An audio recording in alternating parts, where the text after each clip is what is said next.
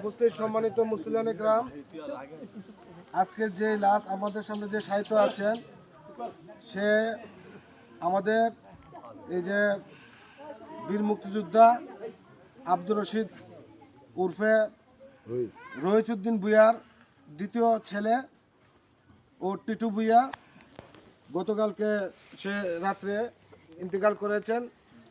তো এখানে আপনারা সবাই এই যা সমাজে যারা আছেন, আত্মীয় স্বজন যারা আছেন, তারা সবাই তার সম্বন্ধে জানেন যে আসলে সে ছোটোবেলা থেকেই গ্রামের বাইরে এমন কোনো তার গ্রামে বা পাড়াতে তার কোনো এরকম কোনো বিচরণ ছিল না। তো আমরা তারপর হচ্ছে প্রতি ঈদে চাঁদে বা বিভিন্ন সময় কোনো সময় এই প্রয়োজন হলে সে আসতো। তারপরও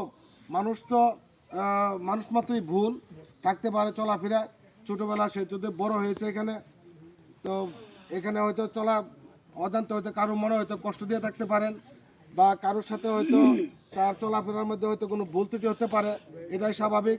যারা এখানে আছেন যদি কারোর সাথে এরকম ভুল ত্রুটি করে থাকে, তার এই শেষ বিদায় লগ্নে আমি তার রক্তের ওয়ারিশদার এবং তার চাস্তো ভাই হিসেবে উপস্থিত সকলের কাছে আমি হাত জোর করে ক্ষমা চাচ্ছি। আজকে সেই শেষ বিদায় লগ্নে তাকে ক্ষমা করে দিবেন। আর সবচেয়ে বড় একটা বেদনাদায়ক বিষয় হইল, সে আমার ছোটো ভাই বিবাহ করেছে, বেশি দিন হয় নাই, 3-4 বছর হবে। তো তার একটা মাত্র মেয়ে, 2.5 বছর বয়স, আর তার বউ বর্তমানে অন্তঃসত্ত্বা। তো তার একটা মেয়ে আমাদের মধ্যে রেখে গেছেন।